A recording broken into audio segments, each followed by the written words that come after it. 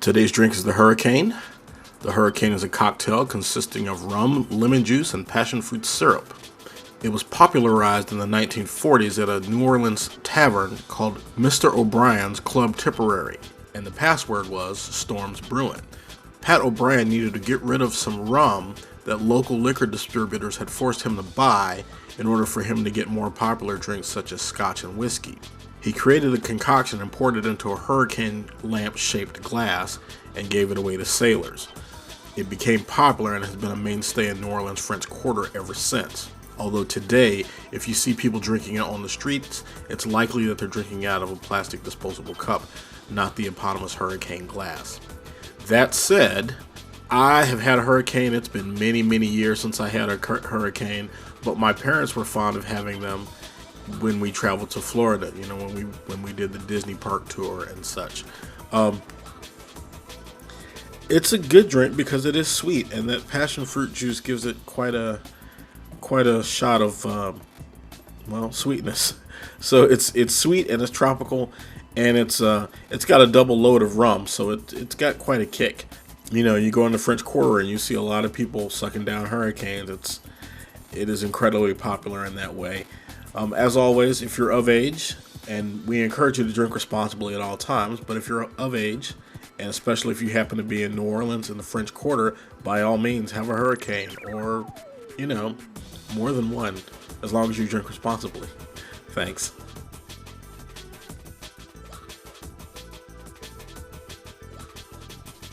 Okay, you see a slide called Blue Streak? That's it. Okay. But the hood popped up. Yeah, so this is... Now, were you across the ocean in 2002? In August 2002, let me see, when did I leave? No, I think I was still in North Carolina, because I think I left in June 2000.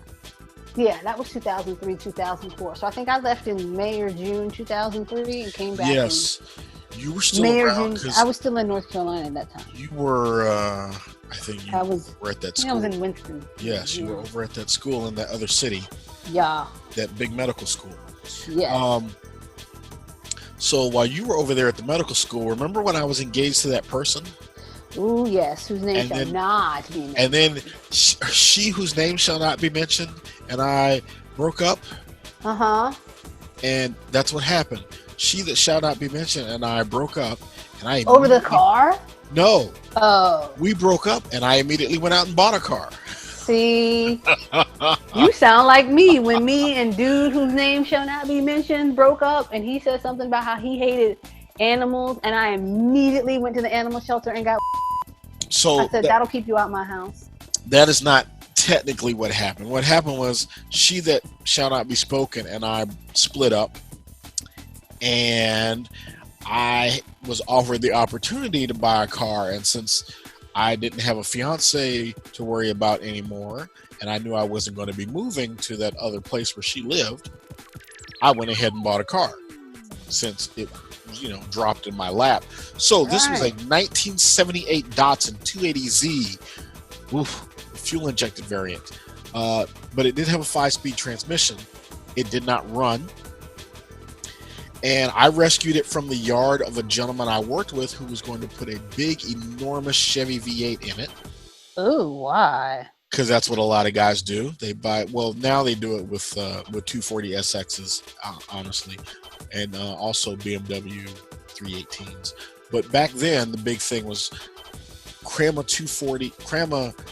small block Chevy into a 240 SX. Well, this was a 280, which was technically worse than a 240 because the 240s were carbureted and didn't have all the smog equipment on them, and a lot of people loved those cars. But the 280, even though it had the larger engine, it had smog equipment and had pitiful 70s era fuel injection, and not many people loved that engine. But my plan was to build a hill climb car out of it. I was going to engine swap it and make it nasty and fast. And honestly, I only paid dude $100. It was literally like, give me $100 and bring your own truck and trailer, and it's yours. So I bribed a friend of mine. I lived in promised him a night at the strip club, or excuse me, a night at the gentleman's ballet, and Gentleman's ballet. he drove up with the truck. We got a dolly from U-Haul, and we went and got us a little blue Datsun. Anyway, I bribed him, and we went and towed this car home, and I started tearing into it. And what I found out almost immediately is that this car was a wreck. Literally, it had been crashed and rebuilt expertly, by the way, with a lot of Bondo. And the back end of the car, everything behind the driver's seat was suspect.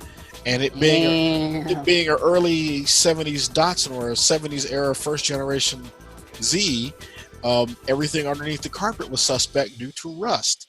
So the passenger section of the car was shot. The rear hatch area was shot. The front end was pretty decent. The suspension was good. Now, the thing about these early Datsuns is they were super prone to rust. And if you go on to certain websites like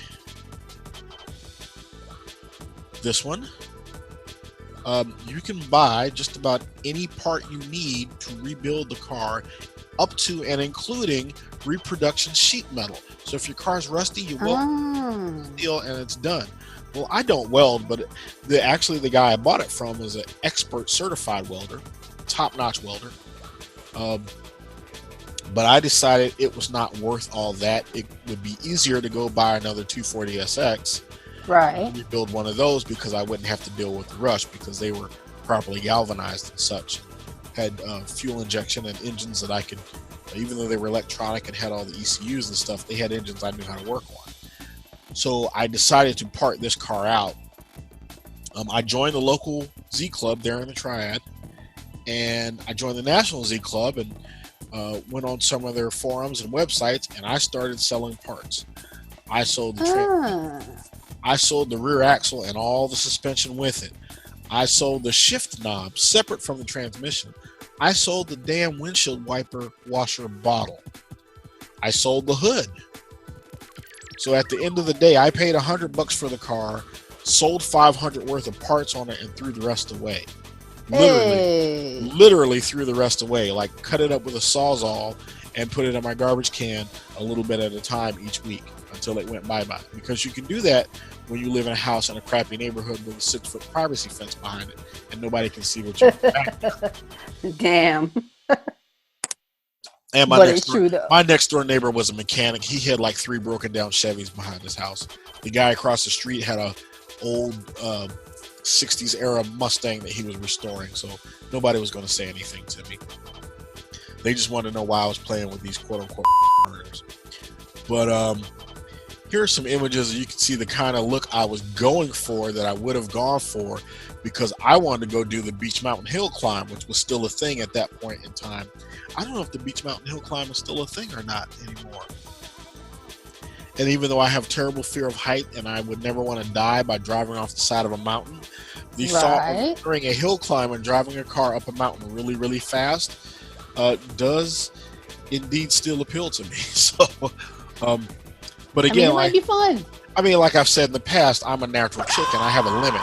So I'm going to go as fast as I can go, and I'm not going to go off the damn mountain.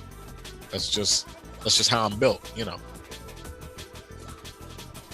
Short of some sort of unforeseen mechanical failure, I'm not going to be the guy that's kissing the guardrail on every corner.